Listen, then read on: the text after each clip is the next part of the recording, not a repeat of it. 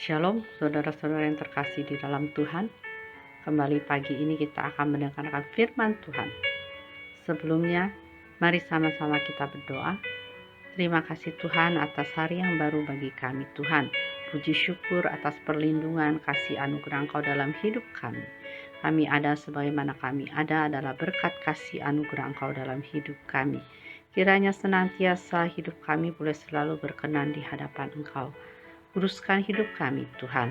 Terima kasih Tuhan atas hari ini. Buka hati dan pikiran kami untuk mendengarkan firman Engkau. Hanya di dalam nama Engkau, nama Tuhan Yesus kami berdoa. Firman Tuhan pada pagi hari ini bertemakan tentang kuat karena Tuhan. Di dalam Hakim-Hakim pasal 13 ayat 24 dikatakan bahwa lalu perempuan itu melahirkan seorang anak laki-laki dan memberi nama Simson kepadanya. Anak itu menjadi besar dan Tuhan memberkati dia. Simson adalah salah satu dari 12 hakim yang diangkat resmi oleh Tuhan untuk memimpin bangsa Israel. Adapun nama Simson dalam bahasa Ibrani berarti matahari atau bersinar. Ia lahir dari keluarga Manoah, suku Dan yang tinggal di Zora. Kehadiran Simson di tengah-tengah keluarga Manoah merupakan mukjizat dari Tuhan karena dilahirkan dari kandungan seorang ibu yang sudah lama mandul. Teristimewa lagi, saat masih dalam kandungan, Simson telah ditentukan oleh Tuhan untuk menjadi seorang nazir.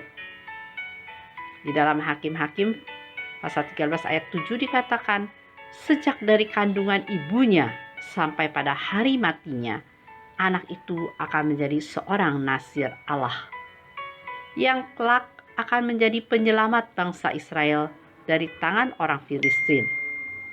Nazir dalam bahasa Ibrani berarti orang yang dikhususkan, orang yang dibaktikan, orang yang dipisahkan bagi Tuhan. Karena Tuhan sendiri yang memilih, Simson pun dilengkapinya dengan kekuatan yang luar biasa. Ada beberapa peristiwa penting yang menunjukkan betapa besar kekuatan yang dimiliki oleh Simson, nazir Tuhan ini.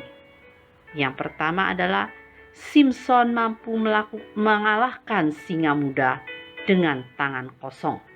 Ini kalau kita baca dalam Hakim-Hakim pasal 14 ayat kelima yang keenam. Simson tidak hanya mengalahkan singa muda yang sedang kelaparan, ia bahkan mencabik-cabiknya tanpa senjata apapun di tangan.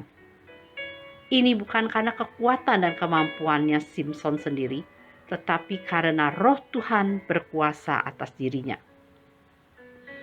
Dan keistimewaan yang kedua adalah Simson mampu mengalahkan 1.000 orang Filistin dengan rahang keledai. Ini dapat kita baca dalam Hakim-Hakim pasal 15 ayat 14-16. Ketika orang Filistin ingin membalas dendam atas perbuatan Simson yang membakar tumpukan gandum dan kebun-kebun zaitun milik mereka, maka Roh Kudus berkuasa atas diri Simson. Hanya dengan tulang rahang keledai ditewaskannya 1.000 orang Filistin. Lalu keistimewaan yang ketiga adalah Simson mampu mengangkat daun pintu gerbang kota. Ini terdapat dalam Hakim-Hakim pasal 16 ayat 3. Sebagai orang yang dipilih dan dikhususkan oleh Tuhan, setidaknya Simson memiliki 3 keistimewaan tadi, yaitu kelahirannya yang sudah dinubuatkan terlebih dahulu oleh malaikat Tuhan. Dan Simson memiliki kekuatan yang luar biasa, yang extraordinary, karena roh Tuhan menyertainya. Dan Simson menjadi hakim atas umat Israel selama kurang lebih 20 tahun. Jadi kita tadi sudah mendengar tentang Simson yang menjadi kuat karena ada roh Tuhan di dalam hidupnya. Demikian juga kita. Jika kita memiliki Roh Kudus di dalam hidup kita, maka kita akan mendapatkan kekuatan dari Tuhan. Kita akan mendapatkan perlindungan dari Tuhan. Kita akan mendapatkan pimpinan Tuhan dalam langkah hidup kita. Karena di dalam Zakaria pasal 4 ayat 6 dikatakan, bukan dengan keperkasaan dan bukan dengan kekuatan, melainkan dengan rohku, firman Tuhan semesta alam. Jika roh Tuhan berkuasa atas hidup kita, maka hidup kita akan menjadi luar biasa seperti Simson. Luar biasa mendapatkan kekuatan dari Tuhan dan menjadi berkat bagi orang lain. Sampai Simson bisa membantu bangsa Israel menang daripada orang Filistin, melindungi bangsa Israel dari orang Filistin. Kiranya Roh Kudus juga dapat melindungi kita dalam hidup kita. Tuhan Yesus memberkati. Mari kita sama-sama berdoa. Terima kasih Tuhan atas hari ini Tuhan. Kiranya ya Tuhan, Roh Kudus Engkau boleh memimpin hidup kami.